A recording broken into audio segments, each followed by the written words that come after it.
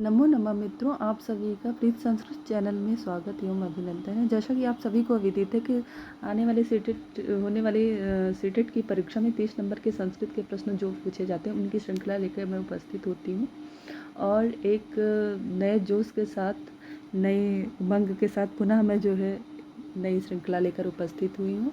आइए देखते हैं इन प्रश्नों में कितने प्रश्न हम सही कर पाते हैं और हमारी तैयारी कहाँ थे और कहाँ कहाँ हम अभी गलत कर रहे हैं और उन कहाँ कहाँ हमें भी एक बार पुनः ध्यान देने की ज़रूरत है। चलिए प्रश्नों को हल करते हैं क्योंकि समय बहुत कम है और फटाफट एकदम बहुत तेज़ी का हो सकता है कि मेरी स्पीड थोड़ा जल्दी हो, लेकिन मैं सिर्फ अपने स्पीड को इसलिए बढ़ा रही हूँ कि आपका जो वीडियो हो बहुत लंबा ना हो, इसलिए मैं जो है बहुत शॉर्ट में और बहुत जल्दी शब्द, इसमें कुछ शब्द भी इधर उधर हो जाते हैं, मुँह से निकल जाते हैं क्योंकि इतनी जल्दी अगर बोलो तो कुछ मिस्टेक हो ही जाता है। तो चलिए समय को ना गंवाते हुए सबसे पहले शब्द क्वेश्चन को देखते हैं। तो 17वां नंबर का क्वेश्चन कह रहा है 17वां नंबर क्वेश्चन कह रहा है बालिका गीतम गीयते का कर्मवाच्य क्या होगा। अच्छा, वाक्य परिवर्तन चाहे कर्तवाच्य हो, चाहे कर्मवाच्य हो, चाहे भाववाच्य में, एक चीज़ आप शॉर्टकट में तैयार कर लीजिए। कर्तवाच्य का नंबर क्या है?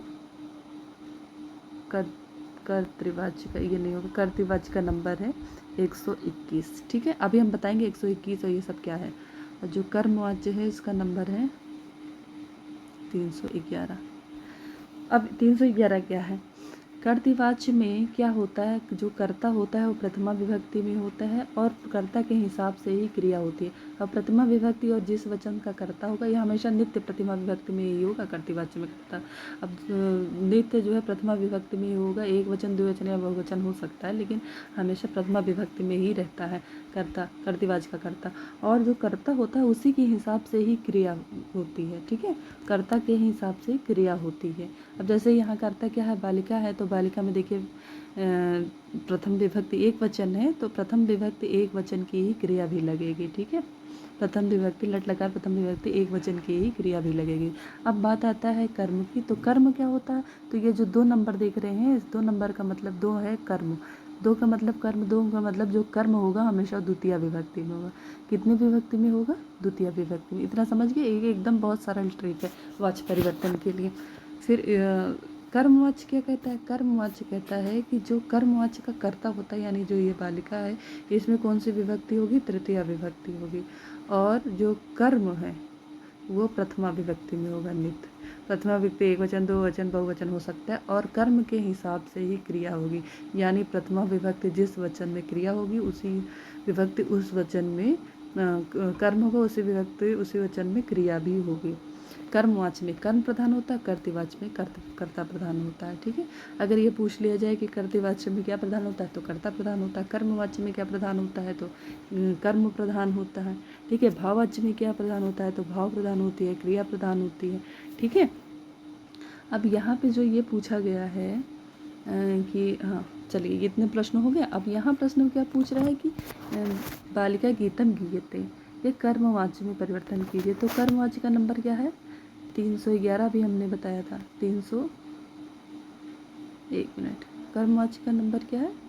311, यानी कि कर्ता तृतीय विभक्ति में करिए। तो देखिए बालिका का तृतीय विभक्ति क्या होगा? रमा रमाम रम्या। तो बालिका बालिकाम बालिकया, बालिका किस में है? इसमें है और इसमें, इसका मतलब और इसमें भी है, इसका मतलब पहले बी काट दीजिए आप, बी हो ही नहीं सकता इसका उत्तर। अब बच्चे 3 ऑप्शन। अब क्या कहा है कि जो ये है ये प्रथमा विभक्ति में होगा और इसी के हिसाब से क्रिया भी होगी, कर्म प्रथमा विभक्ति। अब देखिए कर्म कहाँ प्रथम,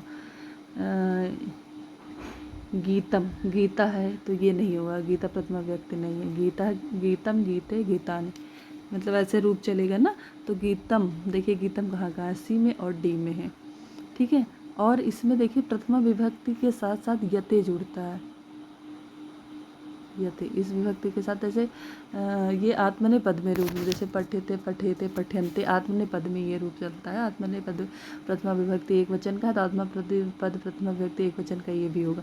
अब इसमें गी शब्द है, गी शब्द है तो इसमें यते जोड़ दीजिए। ठीक है, गी यते, एक याद है जैसे पठ दिया रहे तो पठ में भी यते जोड़ दीजिए। एक ये भी है कि प्रथम पुरुष एक वचन में जो है कर्म होगा और जो क्रिया होगी, जो क्रिया दी मूल क्रिया के साथ यते जोड़ दीजिए। जैसे पठ है तो यते जोड़ दिए, पठेते, लिखे है तो लिखियते जोड़ दीजिए। तो यहाँ पर क्या होगा? गीयते, यानी कि ऑप्शन नंबर आपका क्या सही हो जाएगा? डी सही हो जाएगा। सॉरी, गायते, हाँ गीयते नहीं होगा, गायते, गायते गायतः गायन्ति ऐसे रूप चलता है ना, तो गीयते हो जाएगा इसका। आत्मनेपद में गीयते हो जाएगा, प्रथम पुरुष एक वचन का रूप। ठीक है, तो ऑप्शन नंबर क्या सही होगा, डी सही होगा। एक चीज़ और इसमें से जान लीजिए कि कर्म मतलब वाच्य परिवर्तन कितने हैं, 3, कर्तृवाच्य, कर्मवाच्य और भाववाच्य, 3 वाच्य हैं। कर्तृवाच्य में कर्ता प्रधान होता है, भाववाच्य में भाव प्रधान होता है, कर्मवाच्य में कर्म प्रधान होता है। कर्तृवाच्य के कर्ता के हिसाब से कर्तृवाच्य की क्रिया होती है, कर्मवाच्य के कर्ता के हिसाब कर्मवाच्य कर्म के हिसाब से कर्मवाच्य में क्रिया होती है, और भाववाच्य में भाव मतलब वो जो है वो भाववाच्य में क्रिया प्रधान होती है, और इसमें कर्म नहीं होता। अगर ऐसे ऐसे डायरेक्ट दिए जाए कि बालिकया गीयते, गीयते ऐसे डायरेक्ट गायते मतलब गीयते नहीं गायते, बालिकया गायते। अब ये दे दिया गया, यहाँ पे कर्म नहीं है, इसका मतलब ये कौन सा वाच्य है, भाववाच्य है। भाववाच्य में कर्म नहीं होता है। ठीक है, अभी आपके लिए हम बताएंगे इसके डिटेल, कभी जो है बड़ी क्लास, कभी संस्कृत से अगर आपको इंटरेस्ट होगा तो कभी क्लास इसकी डालेंगे वाच्य परिवर्तन की, तो अच्छे से बताएंगे। अभी तो आपको सिर्फ रिवीजन करना है और ये जानना है शॉर्टकट में कैसे अगर कर्म वाच्य से प्रश्न आ गए तो आप किस तरीके से हल कर लेंगे। ठीक है, अगर कर्म नहीं दिखे आपको, खाली यही दिखे, जैसे ये कर्म है ये ना दिखे, सिर्फ यही इतना दिखे, तो वो हमेशा भाववाच्य है। पूछ ले ये कौन सा वाच्य है, तो ये भाववाच्य है। ठीक है, चलिए अगला प्रश्न देखिए। और उसमें जो भाववाच्य परिवर्तन के लिए भी दिया जाएगा, भाववाच्य जैसे कर्मवाच्य कर्तृवाच्य से भाववाच्य बनेगा, लेकिन कर्मवाच्य। एक चीज़ और है, कर्तृवाच्य से भाववाच्य बनेगा, लेकिन जो है कर्मवाच्य से भाववाच्य नहीं बनता है, ये चीज़ भी नोट कर रही है। चलिए अगला प्रश्न देखिए। सीता रामेण सा वनम गच्छति, इस वाक्य में अव्यय पद कौन सा है। सीता रामेण सा वनम गच्छति, अव्यय क्या होती है, ना व्ययति इति अव्यय, मतलब जिनका व्यय कभी नहीं होता, जिनका जैसा स्वरूप है वैसे ही स्वरूप रहता है, कभी उनके स्वरूप में कोई नष्ट नहीं होता, कोई विभक्ति, कोई वचन, कोई कुछ भी परिवर्तन नहीं होता, ऐसे शब्दों को अव्यय शब्द कहते हैं। और संस्कृत में कुल कितने अव्यय शब्द हैं, 22 अव्यय शब्द हैं। ठीक है, अब इसमें दिखाया गया है सीता, सीता क्या है, संज्ञा है, ये तो अव्यय है नहीं, इसका रूप भी बदलता है, सीता का रूप चलता है ना।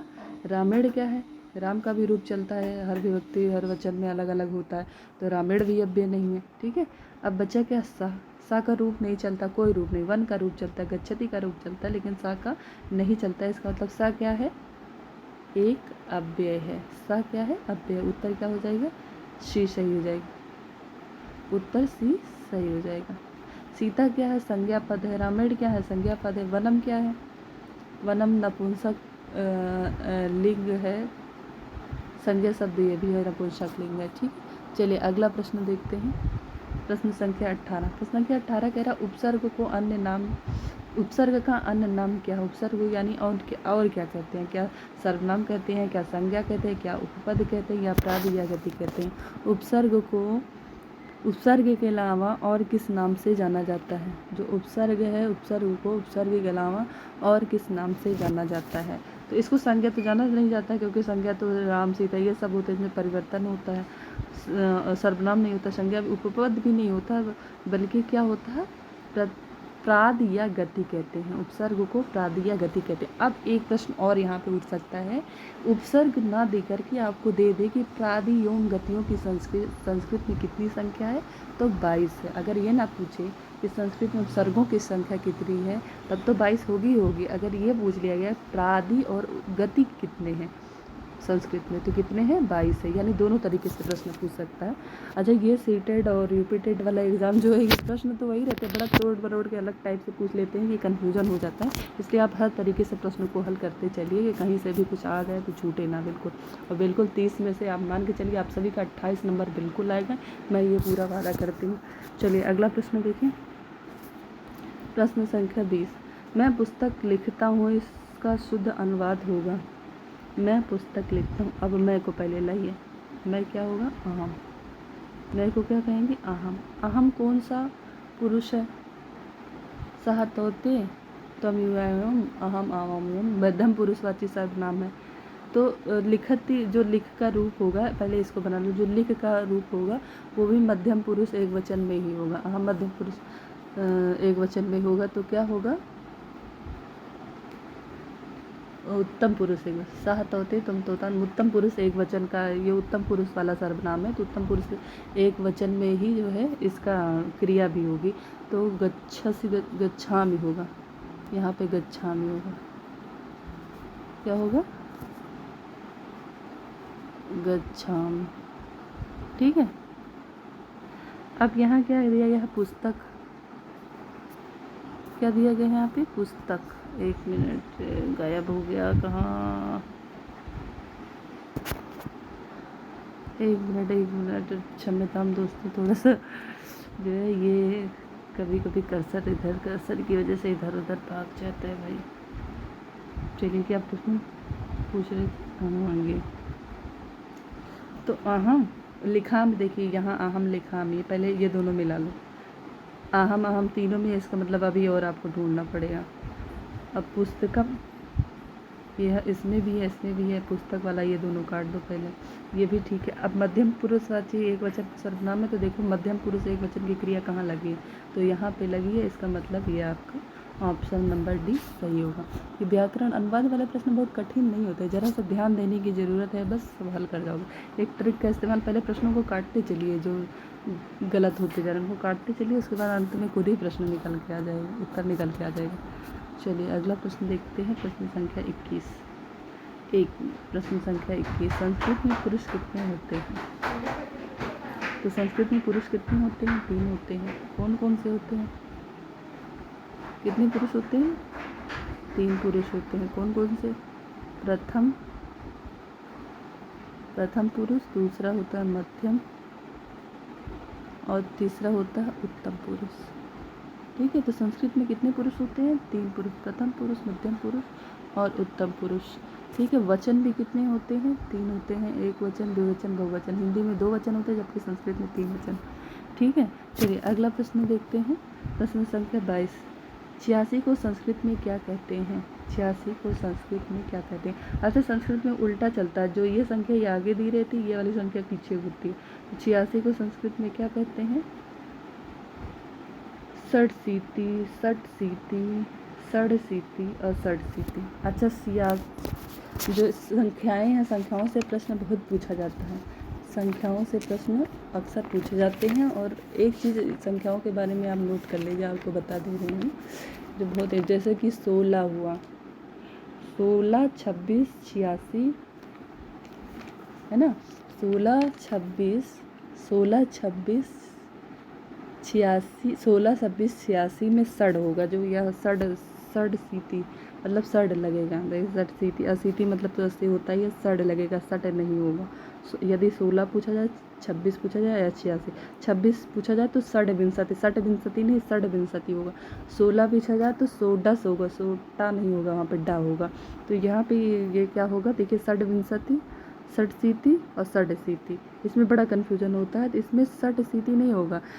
हमेशा याद रखिए, अगर 16 नंबर दिया गया है, 26 दिया गया और 86 नंबर दिया गया, तो यहाँ पे डा होगा, टा की जगह, तो उत्तर क्या सही होगा, षडशीति। चलिए, इसीलिए देखिए षड वाले, टा वाले ही प्रश्न अक्सर पूछे जाते हैं। चलिए अगला प्रश्न देखिए, प्रश्न संख्या 23। प्रश्न संख्या 23 क्या कह रहा है, प्रश्न संख्या 23 कह रहा है, कादम्बरी कथा की नायिका है महाश्वेता, पत्रलेखा। 2 ऑप्शन ऐसे हैं जो दिख नहीं रहे हैं, हम और तीसरा और चौथा ऑप्शन लिख दे रहे हैं, महादेवी, सी इसको कर लीजिए और डी कर लीजिए आप कादम्बरी। कादम्बरी कथा की नायिका कौन है, तो कादम्बरी कथा की जो नायिका है वो कादम्बरी है। ठीक है, इनमें से बाकी कोई नहीं है। कादम्बरी कथा की नायिका कौन है, कादम्बरी है, कादम्बरी स्वयं कादम्बरी कथा की नायिका है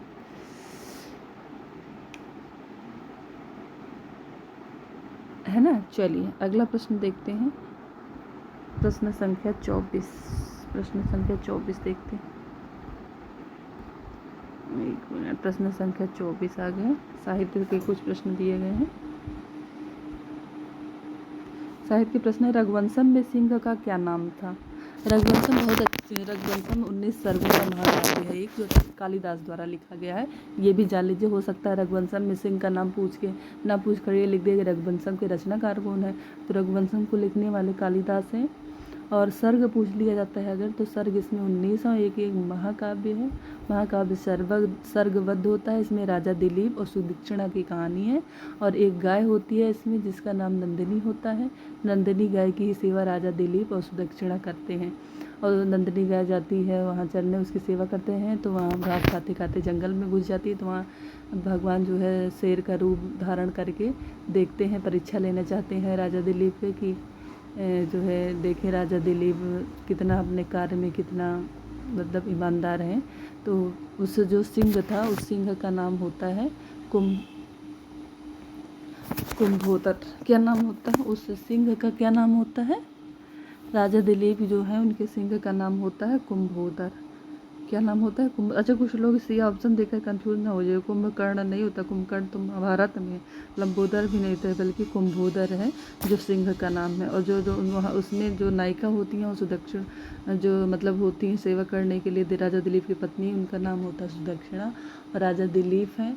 और जो रघुवंशम है, इसके जो नायक हैं वो भगवान राम हैं। ठीक है, चलिए अगला प्रश्न देखिए। प्रश्न संख्या 25 देखिए। प्रश्न संख्या 25 कह रहा है, पुरस्कृता वर्तमनि पार्थिवेन, यह सूक्ति कहाँ से ली गई है?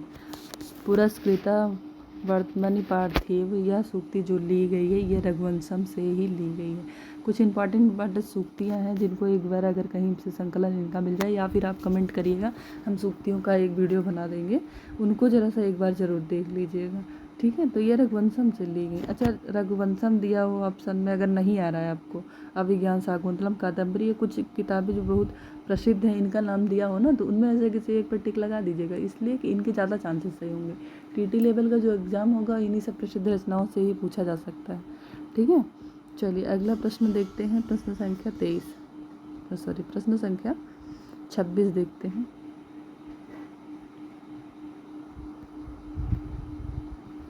प्रश्न संख्या 26। प्रश्न संख्या 26 कह रहा है कि ईशावास्योपनिषद किस वेद का उपनिषद है? तो ईशावास्योपनिषद लिया गया है, वो किस वेद का उपनिषद है? ईशावास्योपनिषद किस वेद का उपनिषद है? तो ये ऋग्वेद या सामवेद अथर्ववेद का नहीं, ये यजुर्वेद का। एक प्रश्न यहाँ और बन सकता है कि वेद कितने हैं? कुल 4 हैं, क्योंकि ये देखिए इसी टाइप के प्रश्न पूछे जाएंगे, लेकिन बहुत कठिन स्तर का साहित्य से प्रश्न नहीं पूछा जाएगा। तो वेद कितने? 4 हैं, ऋग्वेद, यजुर्वेद, सामवेद और अथर्ववेद। ऋग्वेद में क्या है? वैदिक मंत्रों का प्रयोग किया गया। यजुर्वेद क्या है? इसमें यज्ञ इत्यादि का प्रयोग किया गया। सामवेद में क्या है? ये सामवेद जो है ये गायात्मक है, गीयात्मक है, मतलब गाने योग्य। अथर्ववेद में भूत प्रेत आदि इत्यादि के बारे में चर्चा हुई है। ठीक है, और सबसे पहला पुराना वेद ऋग्वेद है और सबसे आखिरी वेद जो है वो अथर्ववेद है। इतने प्रश्न आप इतनी चीज़ को ध्यान में रखिए, जो बहुत मतलब हमें नहीं लगता कि इससे ज़्यादा कठिन स्तर का पूछेंगे इसमें, बस इतना ही काफ़ी है इस परीक्षा के लिए। चलिए अगला प्रश्न देखिए। अगला प्रश्न कह रहा है भंडारकर विधि में निम्नलिखित में से कौन सी विशेषता है? जो भंडारकर विधि है उसकी कौन सी विशेषता है? विश्लेषण, संस्कृत वर्णमाला। एक मिनट, इसको थोड़ा छोटा करना।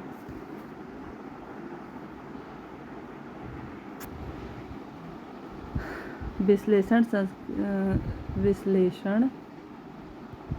अरे भगवान, ये तो और जो है एक सेकंड कौन सी विशेषता है? भंडारकर विधि में कौन सी विशेषता है?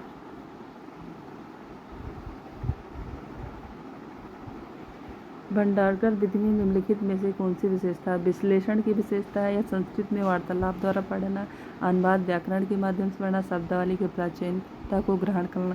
अच्छा, ये ऑप्शन सही लग रहा है कि ये ऑप्शन सही लग रहा है, शब्दावली की प्राचीनता ग्रहण करना, ये तो बिल्कुल नहीं होगा इनका मतलब। ठीक है, और फिर क्या कह रहे हैं कि विश्लेषण, ये भी नहीं हो सकता है। संस्कृत में वार्तालाप, ये भी मतलब कोई संस्कृत में बोलना थोड़ी ना सिखाना है, वार्तालाप भी नहीं होगा। तो इसका मतलब ऑप्शन क्या होगा, सी सही होगा। कुछ प्रश्न ऐसे होते हैं जिनको आप ऑप्शन काटते चलिए, बकवास के ऑप्शन दिए रहते हैं, अपने आप ही उत्तर निकल के चला आता है।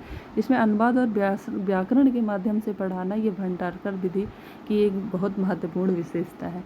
चलिए अगला प्रश्न देखते हैं, प्रश्न संख्या 28। ये जो प्रश्न आखिरी के कुछ प्रश्न हैं, ये पैडागॉजी टाइप के प्रश्न हैं जो लगभग मतलब हर उसमें पूछे जाते हैं, चाहे इंग्लिश हो या हिंदी हो, संस्कृत हो, लैंग्वेज में पूछे जाते हैं। निम्नलिखित में से कौन सा वाणी का भेद नहीं है, परा, पश्यंती, वैखरी, उत्तमा। कौन से ऐसा है जो वाणी का भेद, ये सब वाणी के भेद कुछ दिए गए, इनमें से कोई एक है जो वाणी का भेद नहीं है। बाकी 3 वाणी के भेद हैं, एक ऐसा है जो वाणी का भेद नहीं है, वो कौन सा है बताइए। क्या परा है, क्या पश्यंती है, या वैखरी है, या उत्तमा है। तो क्या है, जो परा है ये भी वाणी का भेद है, पश्यंती भी वाणी का भेद है, वैखरी भी वाणी का भेद है, लेकिन जो उत्तमा है ये वाणी का भेद नहीं है। ये वाणी का भेद नहीं है, तो क्वेश्चन के हिसाब से यही उत्तर सही हो जाता है। यानी ये तीनों पश्यंती, परा और वैखरी ये वाणी के भेद हैं। ये भी ध्यान में रखिएगा, पूछ लेंगे कि निम्नलिखित में से कौन वाणी का भेद है, और एक ऑप्शन कोई दे दिया, चाहे पश्यंती दे दिया, चाहे परा, चाहे वैखरी दे दिया गया, तो इसको भी ध्यान में रखिए, उत्तमा नहीं है। चलिए अगला प्रश्न देखिए। अच्छा, नहीं वाले प्रश्नों में ज़्यादातर ये ध्यान रखिए कि क्या है उनको ध्यान में रखिए, क्योंकि नहीं देकर अगर डायरेक्ट पूछ लिया तो फिर। भाषा शिक्षण की दृष्टि में कौन सी अवस्था अधिक प्रभावी है, किशोरावस्था।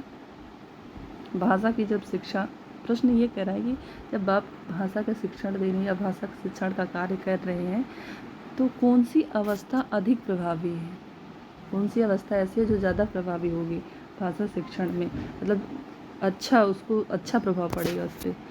क्या किशोरावस्था, ऑप्शन दिया है किशोरावस्था, प्रौढ़ावस्था, वृद्धावस्था या शैशवावस्था। तो भाषा शिक्षण में सबसे अधिक प्रभावी होता है शैशवावस्था। शैशवावस्था में देखिए बच्चा बोलना सीखता है टूटे टूटे शब्दों को, और उसी अवस्था में अगर भाषा शिक्षण मतलब जैसे ही हम उसको शिक्षण देंगे, जैसे उसको बताएंगे उसी टाइप की। अंग्रेज़ का बच्चा देखिए इंग्लैंड में पैदा होता है, तो वो अंग्रेजी क्या पेट से थोड़ी ना सीख गया, कोई व्याकरण थोड़ी ना पढ़ाया गया रहता है। क्या होता है कि उसको उसी हिसाब से वही शिक्षा मिलती है, और धीरे धीरे फिर वही इंग्लिश के शब्दों को ही वो पहचानता है या बोल पाता है। तो भाषा शिक्षण में सबसे अधिक जो प्रभावी अवस्था है वो शैशवावस्था ही है। मतलब नींव, किसी भी चीज़ की नींव बहुत इंपॉर्टेंट होती है। चलिए अगला प्रश्न, मतलब इसका उत्तर क्या सही होगा, उत्तर डी सही होगा, शैशवावस्था। अगला प्रश्न देखिए, प्रश्न संख्या 30 और आखिरी प्रश्न है, भारत में देवभाषा किसे कहा जाता है। तो ये तो सबको पता है, देवभाषा संस्कृत भाषा है, ठीक है। देवभाषा कौन सी भाषा है, संस्कृत भाषा है। और अंतिम में सबसे इजी प्रश्न दे दिया, और संस्कृत के नाम पे प्रश्न समर्पित है। चलिए मित्रों, अब यहीं पे प्रश्नों की श्रृंखला को विराम देते हैं और मिलते हैं एक नए वीडियो के साथ, नए जोश के साथ। आशा करती हूँ कि आप सब बहुत बढ़िया तैयारी कर रहे होंगे, बहुत स्वस्थ होंगे, क्योंकि इस समय स्वस्थ रहना भी बहुत ज़रूरी है। जितनी आपकी पढ़ाई ज़रूरी है उससे कहीं ज़्यादा आपका स्वस्थ रहना ज़रूरी, क्योंकि आप मानसिक रूप से, शारीरिक रूप से स्वस्थ रहेंगे तो अंत भला तो सब भला, आखिरी में अच्छा कर पाएंगे, अच्छा रिस्पॉन्स कर पाएंगे। मेरे साथ भी कई बार ऐसा हुआ है कि बहुत प्रेशर में मैंने पेपर दिया और फिर रोल नंबर या इत्यादि गलत ऐसा हो जाता है। हालांकि ये सब भाग्य के भी कुछ अधीन होता है, लेकिन यदि आपके दिमाग में प्रेशर रहेगा तो बहुत सी गलतियां हो सकती हैं, आते हुए आपको 2-3 प्रश्न गलत हो सकते हैं। इसलिए कृपया आप बहुत रिलैक्स होकर, बहुत स्वस्थ होकर, बहुत खुश रहकर अपनी तैयारी करते रहिए, और मैं आशा करती हूँ कि आप सभी सफल होंगे, एक अच्छे नंबर के साथ सफल होंगे। नमो नमः, नमः संस्कृताय। फिर से मिलते हैं एक नए वीडियो के साथ।